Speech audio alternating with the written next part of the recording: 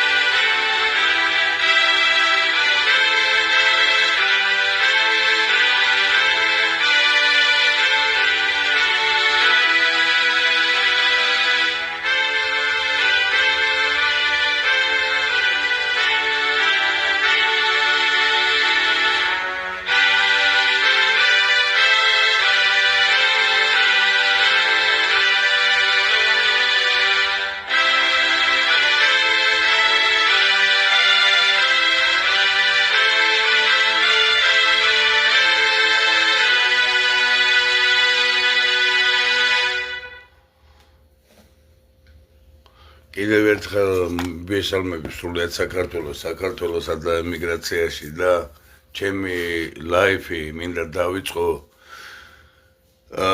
მერაბ კოსტავას ციტატით რა. ნუ გადააყოლებთ საქართველოს თქვენს ვიწრო პარტიულ ინტერესებს და მე ყველაზე მაქვს ლაპარაკი ყველა პარტია ორგანიზაციებზე. აი დღეს ჩვენს წინაშე ყველაზე მძიმედ მდგარი გამოწვევის წინაშე რაც დგას ქართული სახელმწიფოებრიობისა, ეს არის არაბიზაცია. და თქვენ ხედავთ